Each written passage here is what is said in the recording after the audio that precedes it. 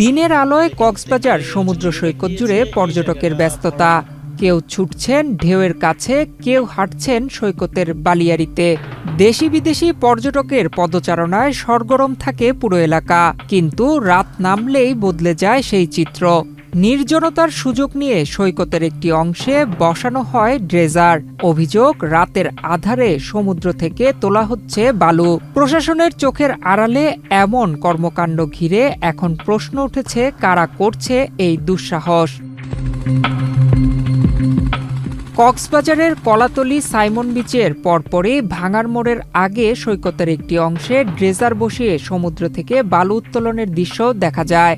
দিনের বেলায় যেখানে পর্যটকদের আনাগোনা, রাত হলেই সেখানে শুরু হয় বালু তোলার তৎপরতা। বসুন্ধরা ডায়াপেন্ট এখন আরো উন্নত। এই hot air through top sheet দ্রুত শোষণ করে সোনামণিকে দেয় কোমল অনুভূতি।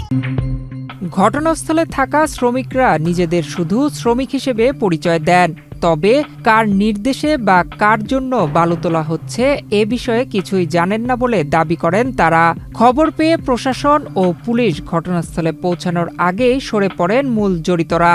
সরিয়ে নেওয়া হয় ড্রেজারও, তবে একটি কক্ষে পাওয়া যায় জিও ব্যাগ ও বালু উত্তোলনের পাইপ। স্থানীয়দের অভিযোগ, এভাবে বালু উত্তোলনের কারণে সৈকতের বিভিন্ন স্থানে তৈরি হচ্ছে গভীর গর্ত। জোয়ারের সময় পানিতে ডুবে যাওয়া এসব গর্ত পর্যটকদের জন্য তৈরি করতে পারে বাড়তি ঝুঁকি। কিছুদিন আগে কক্সবাজার সমুদ্র সৈকতে গোসল করতে নেমে মেহেরপুরের ৫৫ বছর বয়সী পর্যটক হেলাল উদ্দিনের মৃত্যু হয়।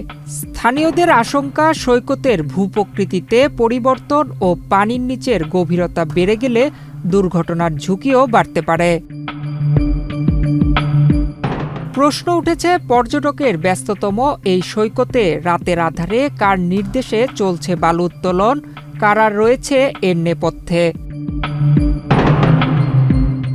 শুধু শ্রমিক বা সরঞ্জাম জব্দ করেই নয়, ঘটনার পেছনে থাকা ব্যক্তি ও সংশ্লিষ্টদের শনাক্ত করে আইনগত ব্যবস্থা নেওয়ার দাবি স্থানীয়দের। কক্সবাজার সমুদ্র সৈকত কোনো ব্যক্তি বা সিন্ডিকেটের সম্পত্তি নয়।